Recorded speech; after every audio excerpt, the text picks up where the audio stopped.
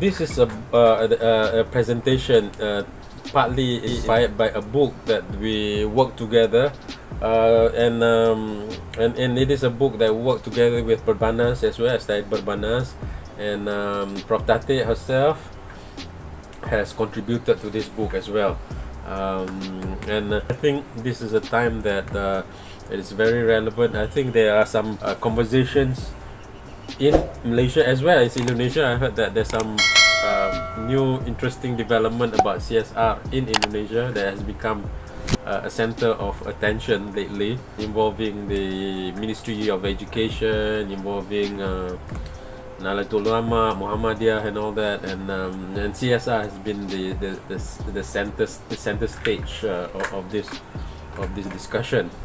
So my focus in this presentation is about fairness and justice, and from the book of Islamic CSR principle, from the book of Islamic CSR, yeah, we identify fairness as the fifth pillar for the fifth Islamic CSR principle, and there's a pillar of fairness and justice. Yeah, so the concept, the principle of justice in Islam is a very important principle, and it is emphasized in Islam as one of the highest priorities. Yeah, among the top priorities. If you consider top 5 priorities, justice is way up there.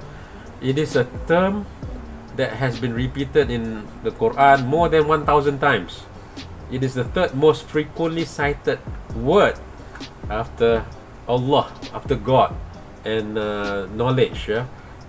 And we see that justice and the justice enforcement as a very important aspect of Islamic teaching, is important aspect of Quran. Yeah?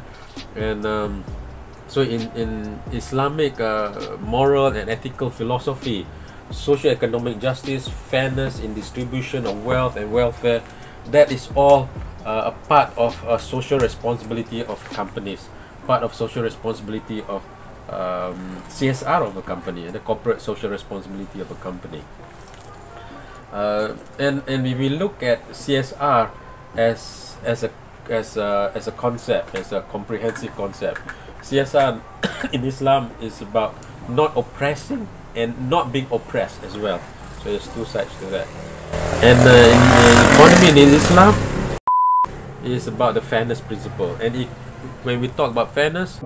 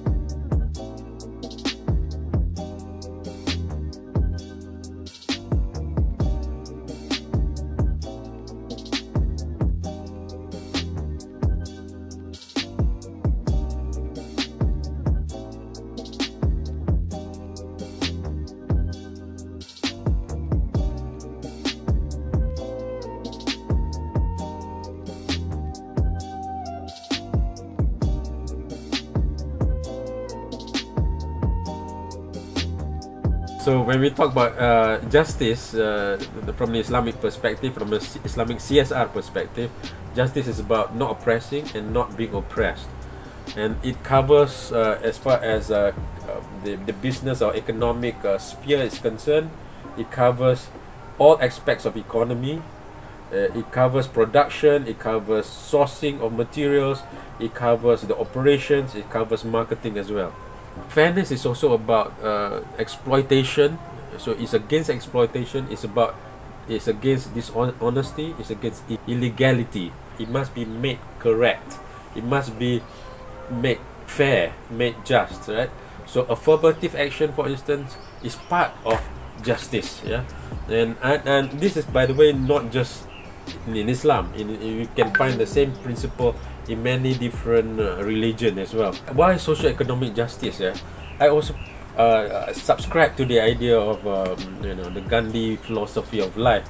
That is, one man cannot do right in one department of life while he's occupied in doing wrong in other departments. So CSR should not be doing